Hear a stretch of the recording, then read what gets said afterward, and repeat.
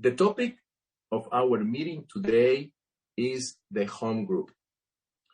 Traditionally, most AA members through the years have found it important to belong to one group that they call their home group. This is the group where they accept service responsibilities and try to sustain friendships.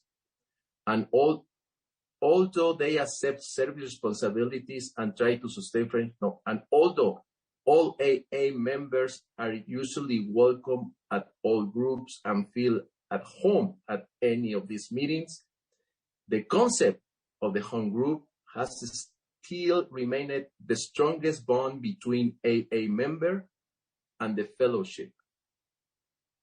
With membership comes the right to vote on issues that affect the group and might also affect AA as a whole, a process that forms the very cornerstone of AA service structure. As we all group conscience matters, each AA member has one vote, and this is voiced through the home group. Page 15 and 16 of the AA group pamphlet. Please help me to welcome our guest speaker today, past Wyoming delegate, Brooke C. Welcome, Brooke. Hello there, everybody. My name is Brooke, and I am an alcoholic. My sobriety date is on or about September 21st, 1984, and my home group is an AA group. I want to thank Carrie for asking me to do a little bit of sharing about this. And before I get started, somebody want to tell me how much time I have? I was named Brooke because I babble, and I don't want to babble too long. So go ahead and talk until 5. Yeah, that's fine, Brooke. Go ahead and talk until 5 minutes until the hour. Okay. Well, thank you very much. Okay. Again, really appreciate you all showing up. I am sitting in a parking lot surrounded by a whole bunch of snow in northern Wyoming, where it's been just a little bit chilly and stormy. And I really appreciate the fact that people have come to the meeting, even though I think, I couldn't remember who said it, but somebody said, you know, this is not a very popular topic.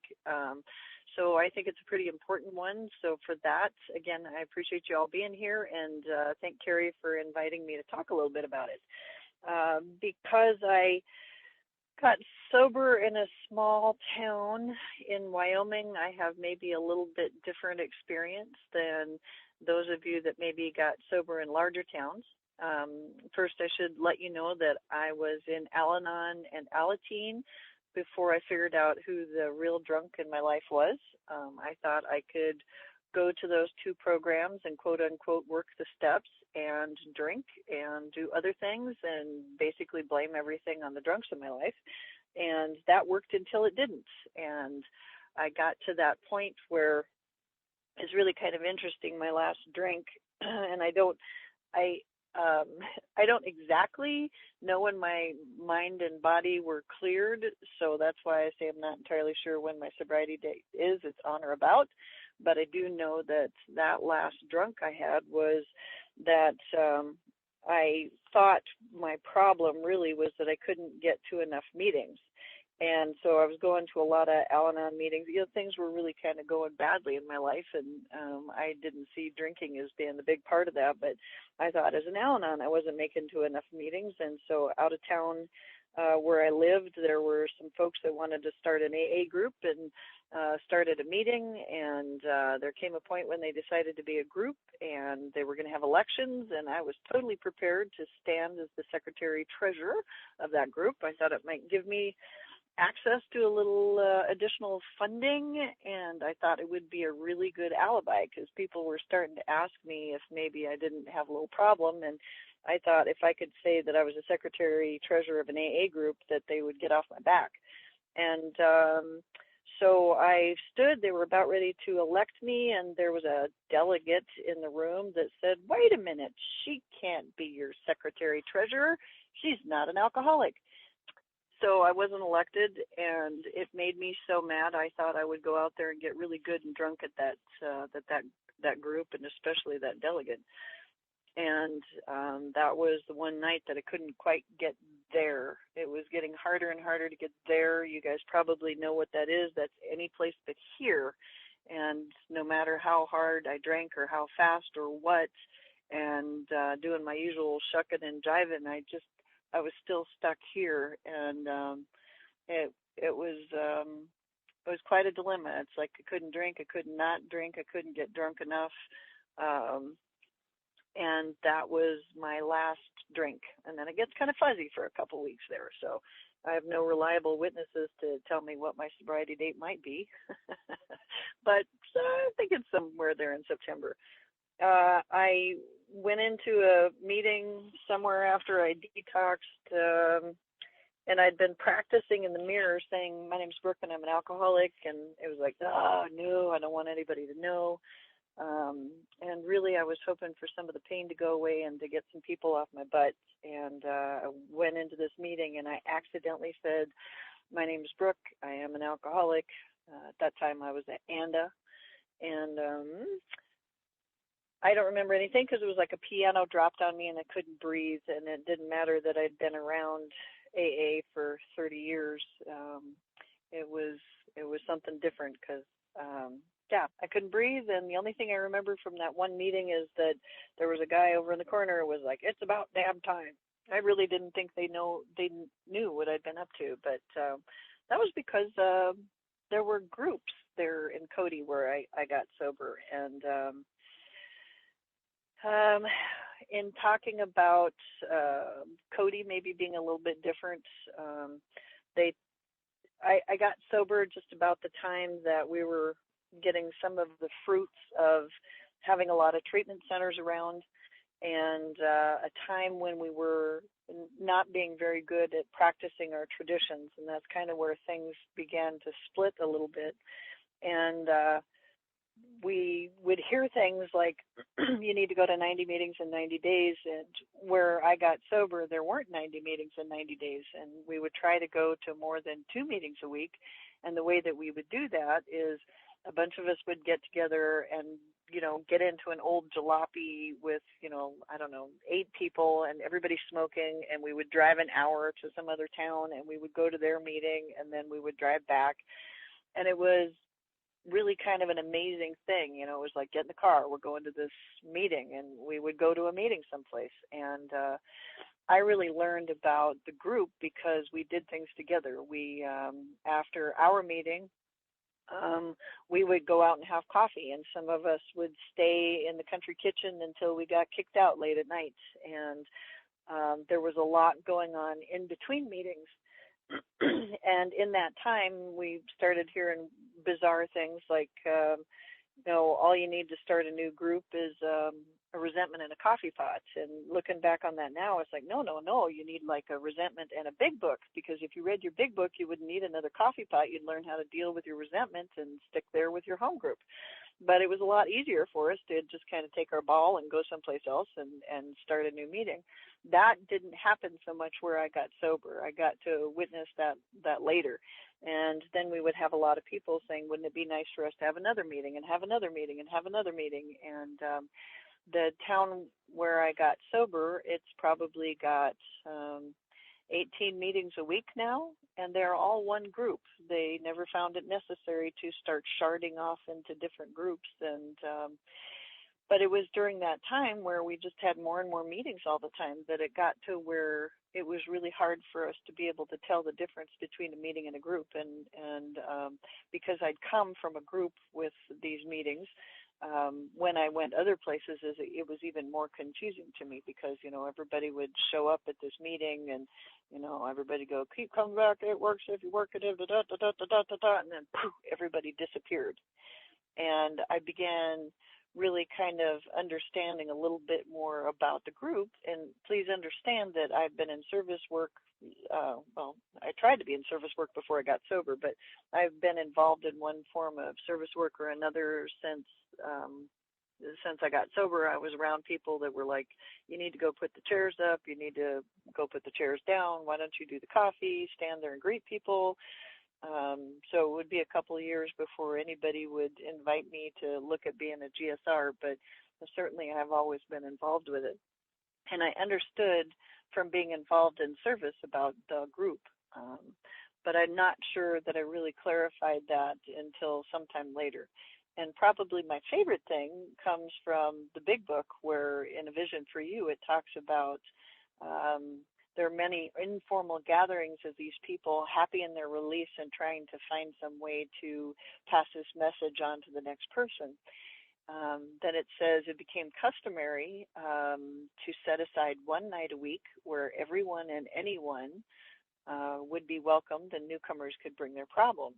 And so as I was really looking at that and started reading like Pass It On and Dr. Bob and the Good Old Timers, and really getting a better understanding of the traditions, I started really understanding how important the group is. And I've always tried to have a home group. There have been a lot of times when I didn't like my home group, but I participated in it anyway. And I feel really lucky now because I have a Three Legacies home group. We are a hybrid group. That means that we use one of these platforms. We're actually a teleconference call. We have one meeting a week. We meet on Thursdays at 6 o'clock. That's Mountain Time. And you can call in from any place and take part in our meeting. So our meeting is hybrid, and so far it's been pretty incredible, and it's really nice.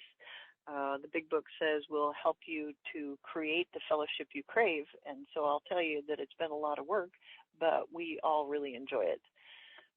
So to kind of back up a little bit, the group is at the top of the service structure, not the meeting, but a group. And now I think when we still have things like, go to 90 meetings in 90 days, we're really undermining the importance of the group. We used to have directories of all of the groups, and we've gone now to the meeting app, the meeting guide app, which kind of further undermines it because you can always find a meeting on the app. Well, most of the time you can find a meeting on the app, but it's hard to find a group. And because we have gotten to where it's really hard for us to understand the difference between a meeting and a group, I think it's, that's kind of getting worse. So the group is at the top of the service structure, not the meeting. And the best way for me to kind of describe that is that a group exists outside of the meeting. And so our group gets together. We talk about different things. We talk about public information. We talk about cooperation with professional community. When we have a 12-step call that comes into one of us, we send out a text to everyone, but we get together in between times and talk about what happened on the 12-step. So those are our informal gatherings. And then we set that one time aside to share with newcomers where anyone is welcome. So we're carrying that message. I've been involved in a lot of group inventories, and the one question I always ask is, what is the purpose of this group? And everybody generally chimes in right along with the traditions and says, well, the primary purpose is to carry the message to the alcoholic who still suffers. And the tradition says their message. So we're talking about the group's message. And so the next question I usually ask is, what is this group's message? And it is really surprising how many groups do not agree on what their message is. And we'll hear everything from there's a better way of life to you can stop drinking to, Three Legacies stuff. But the big thing is that group of people has not spent time talking about what their message is. For my current home group, we actually met as a group for 6 months before we had a meeting, before we actually had that time set aside to have a meeting where we invited everybody, because we wanted to make sure that we understood and agreed on what our message would be, and that we were making good decisions about what to put in the format, and that we did that in a way that it was the entire group. Because going to meetings is a marvelous thing. I love meetings, but a group is where I really had to learn how to grow up. And I say that because when you're so mad at somebody, you just want to throw something at them and stomp off and leave. Only you have to come back because it's a matter of life and death to be connected to Alcoholics Anonymous. So I've got to find a way to get along with these people. And I'm really lucky because I got to watch that, early in my sobriety, throughout my sobriety, where you'd see, like two old timers just like screaming and hollering at each other. And you thought, oh my God, they're going to start throwing punches here. And then they'd like hug afterwards and go out and have ice cream. And it was always just kind of a mystery. And so I had to learn how to get along with other people in the group.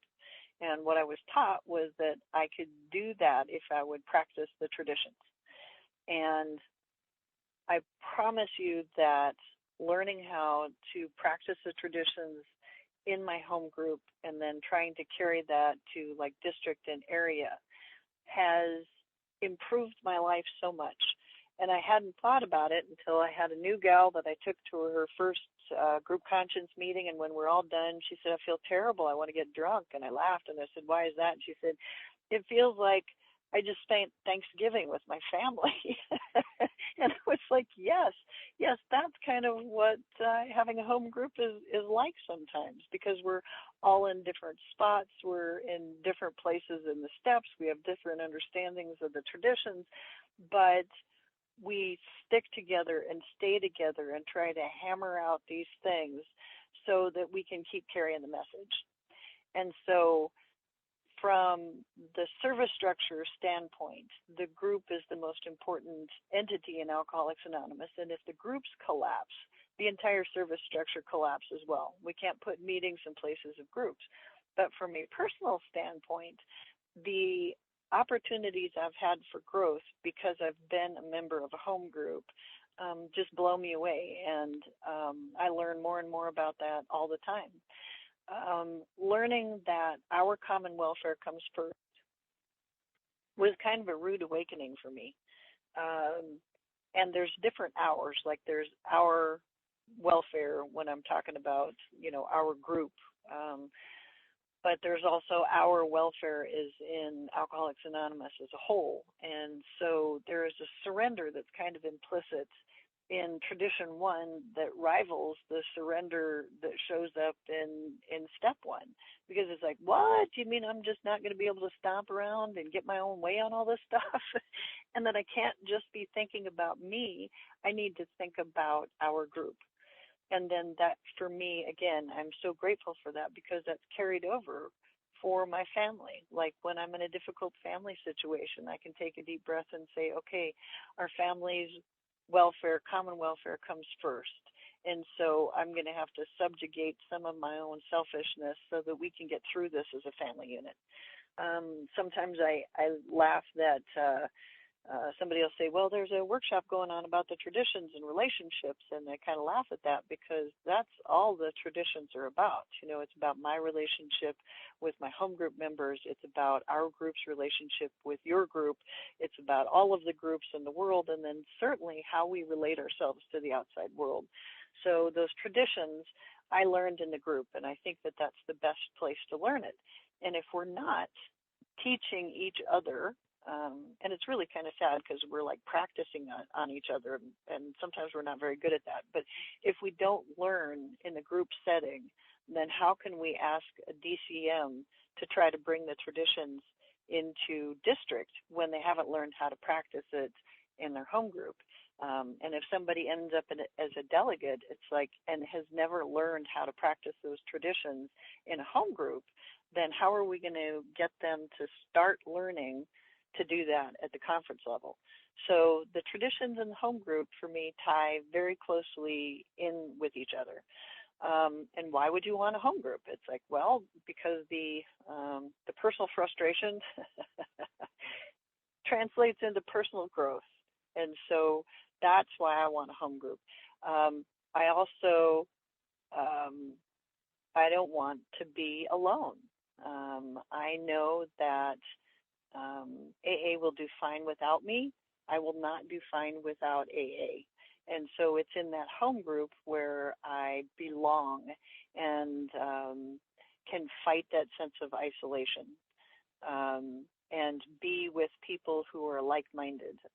One of the things that I always thought Bill got wrong, and my first numerous readings of the Big Book, I thought he got a lot wrong, but I've almost always found that he was right. There's a place in the vision for you where it says, give freely of what you find and join us.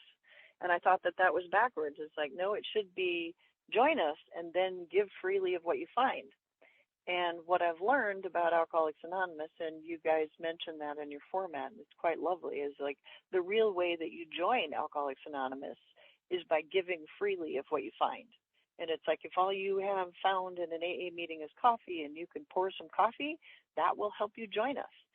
So being a member of a home group really helps me belong, and it gives me a place to start giving away so that I can be part of.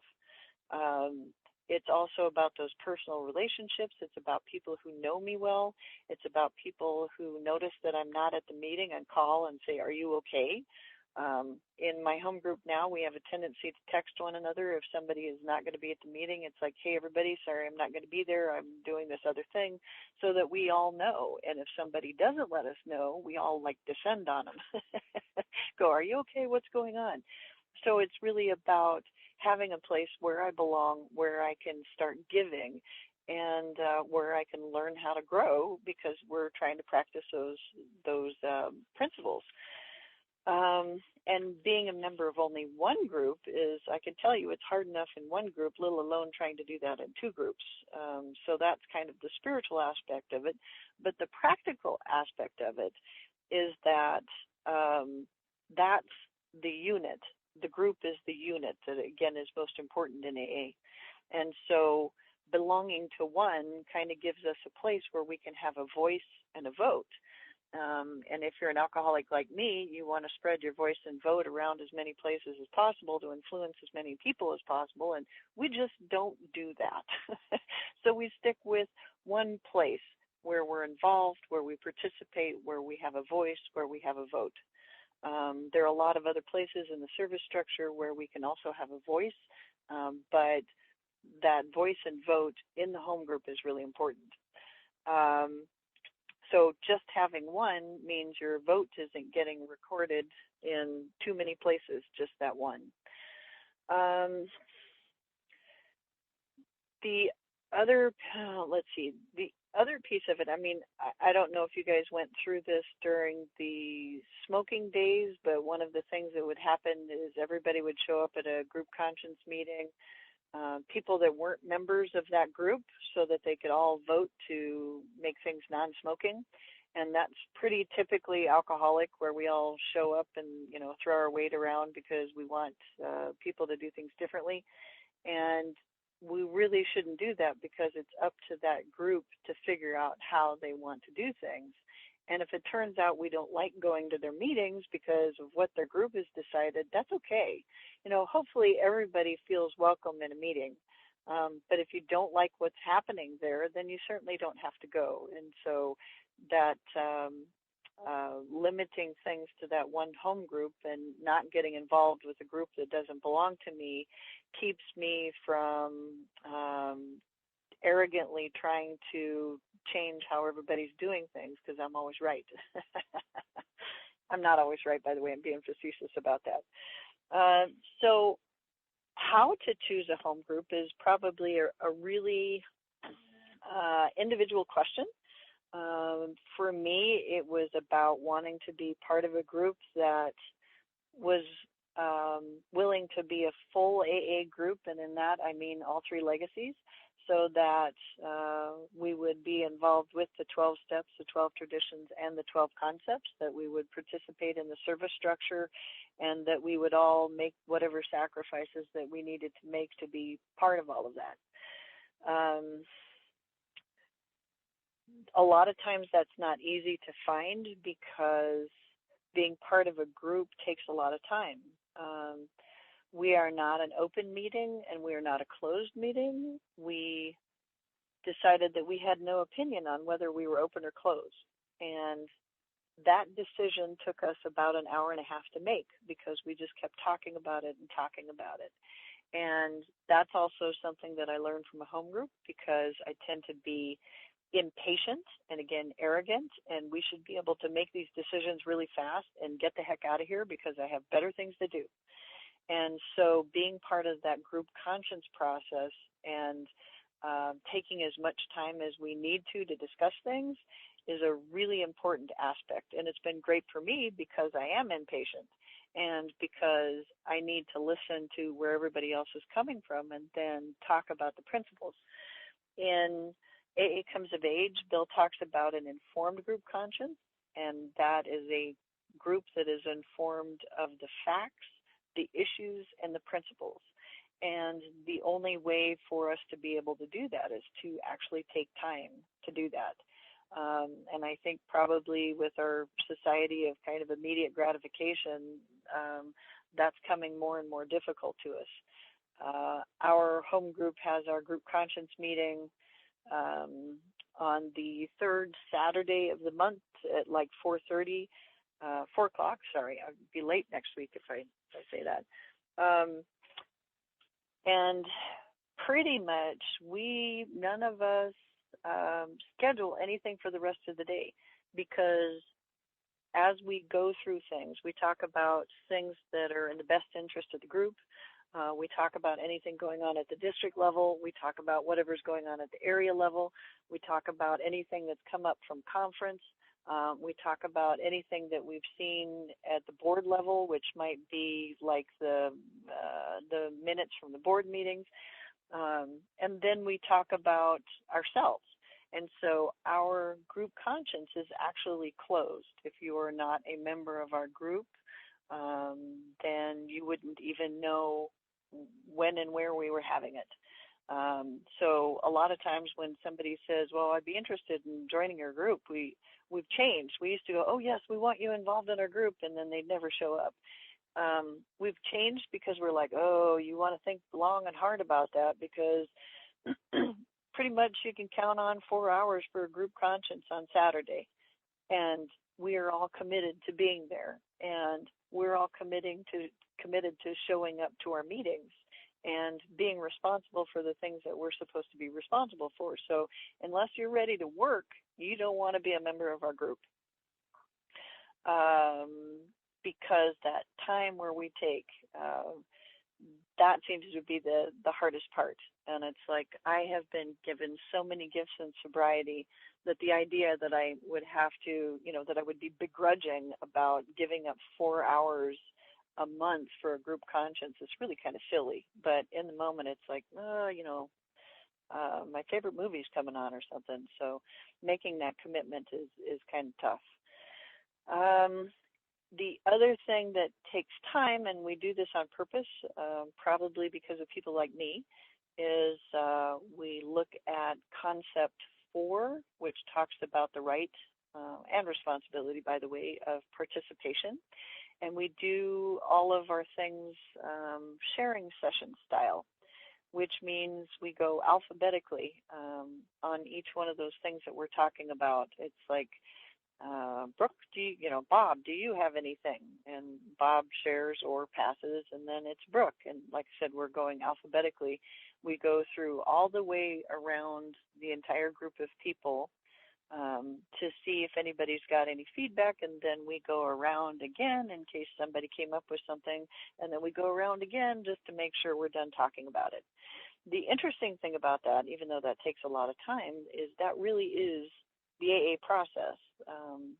And we rarely vote on anything, and the reason that we don't vote on anything is because by the time we're done talking about it and everybody feels heard and everybody's addressed the facts, the issues, and the principles, we're almost always unanimous on everything. So if somebody still has something that's kind of sticking in their craw, they'll say, wait a minute, I got one more thing. But again, that takes time. And so a lot of people don't want to be a member of a home group like that. And a lot of people want to be a member of a home group where they don't have to go to group conscience meetings, which kind of defeats the purpose of having a home group. And again, there is a big difference between that meeting and the group. The group sets the tone for the meeting, and I think a lot of times, again, that we're just kind of getting worse at that, because when you do talk a lot of times to someone about a home group, they're like, well, I go to this meeting. It's like, right, is that your home group? It's like, well, I don't know. And a lot of us have been at meetings where we said, I want to be a member of this group. When's our group conscience? And they all looked at you like you were crazy. And so the next thing you know, you start having a group conscience, and then maybe there's a GSR, and it takes time. So I think that if we're looking for an easier, softer way, that's the meeting. The group is the difficult part. And the neat thing for us, and I'm kind of all over the place, sorry about that, trying to cover a lot of different things, and I probably won't talk until 5 till, because maybe there's some people that would like to share some of their experience or have some questions about it. But now I just lost my thought, so maybe I'm going to be done faster than I thought I was. I was talking about choosing a home group. I think that it's really one of those things where it says we'll show you how to create the fellowship that you crave, right?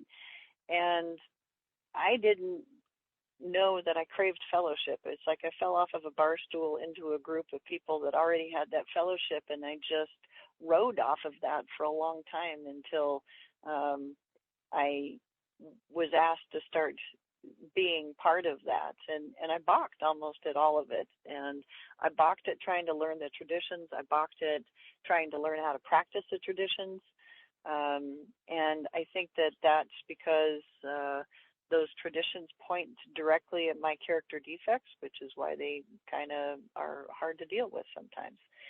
There are also a couple of places that describe a little bit about what that fellowship is about. And that fellowship is just really kind of a, I feel badly sometimes for people who are recently getting sober. I mean, the whole COVID thing is one thing, but the other thing where it's like, I love the fellowship here, and it's like, what exactly is that? And it's like, well, it's when you run into somebody at Walmart and you sit there and visit for a little bit. And I think about really how that's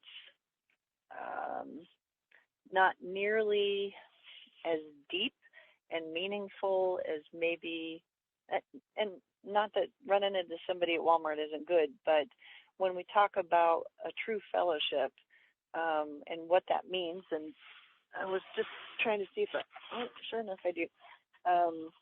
The best definition that I've ever found of fellowship actually comes from AA Comes of Age. And it talks about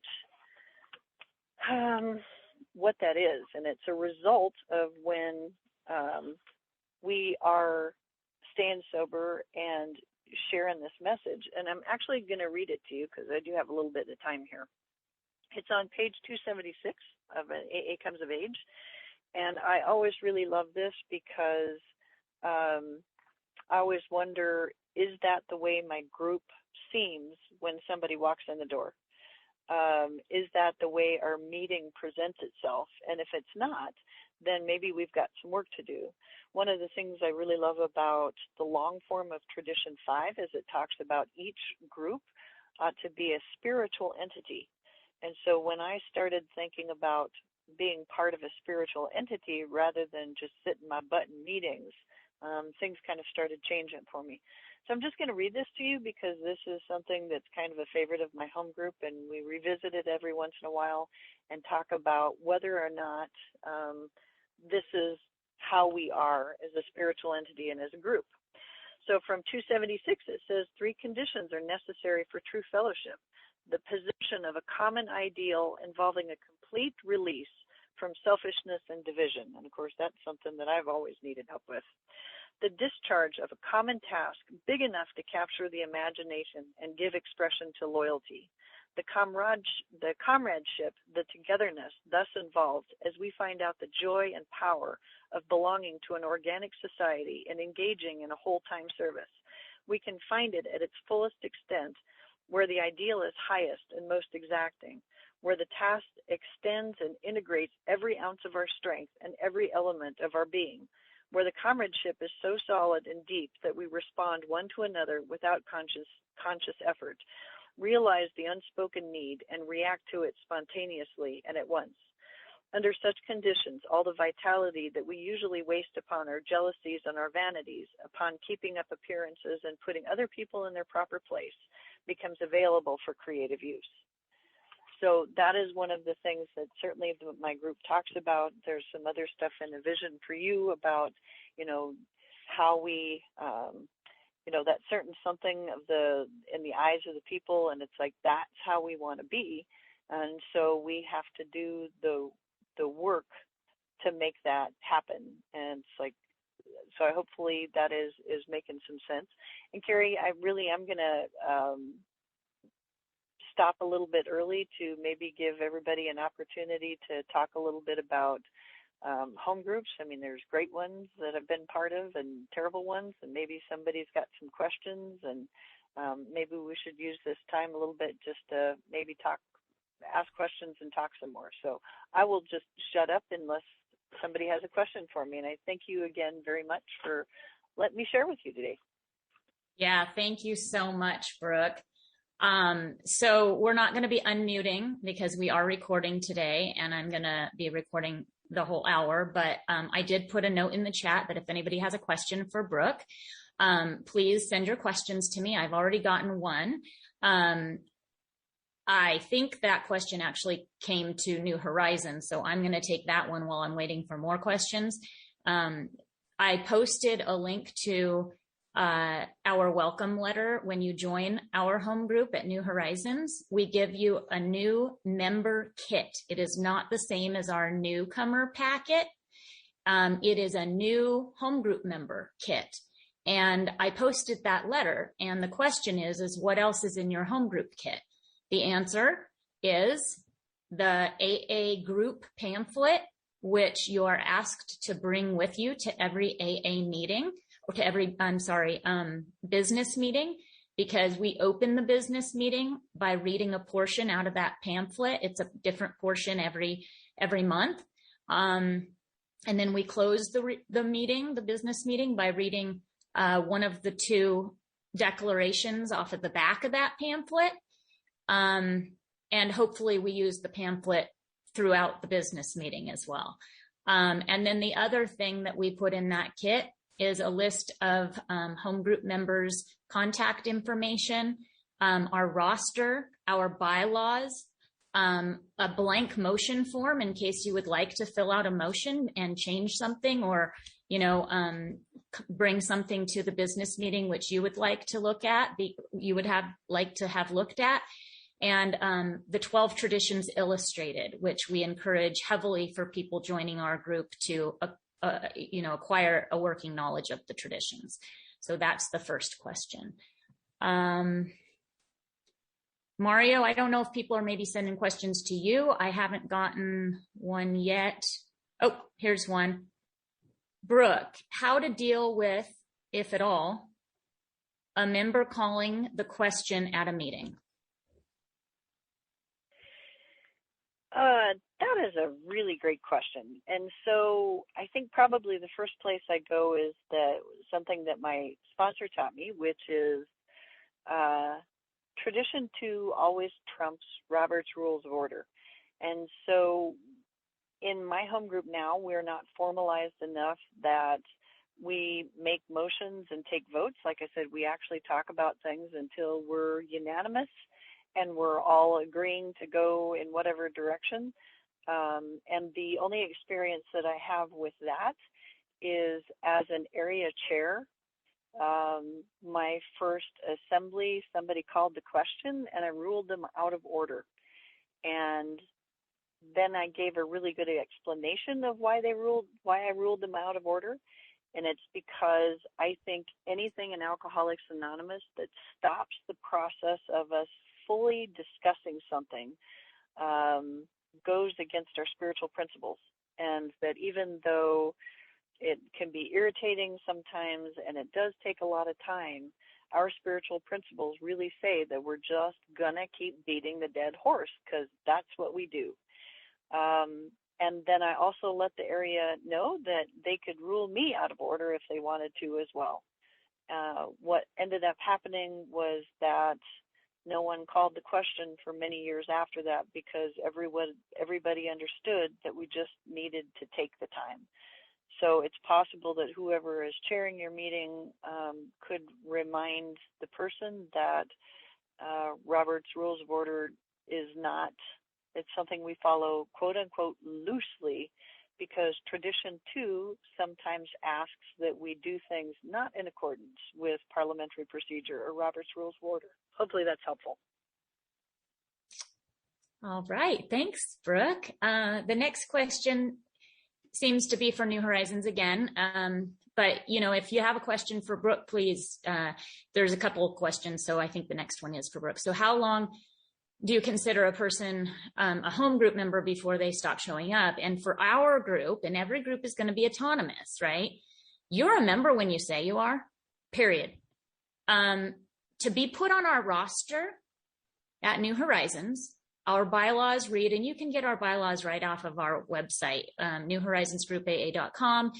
And you go to the About Our Group page, and at the very bottom of the page, there's a link that will take you to our bylaws. And what works for our group is, if you would like to be a member in good standing, which is a term that the AA Comes of Age book uses, you show up for a business meeting, and you put your name on our roster.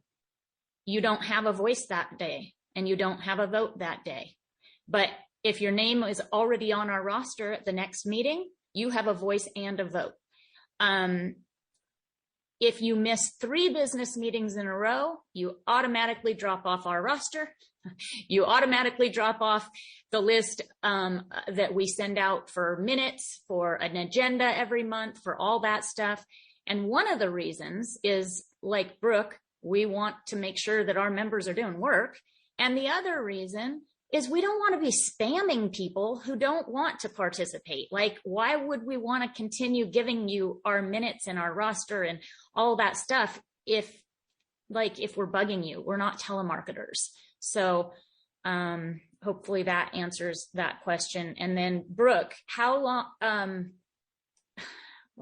have you dealt with minority opinion? I heard you say you're unanimous. That's also a great question. I am usually the minority opinion, so yes, I've dealt with it a bunch. So the minority opinion is really important to us. I mean, we really do look at Concept 5 and also the warranties, which say that, you know, we're going to do things with substantial unanimity. So in the times when we do have a minority, because we always ask for that, it's like, okay, we're kind of feeling that we're like at 3/4 here, but not everybody's bought into this. So minority, talk to us a little bit more.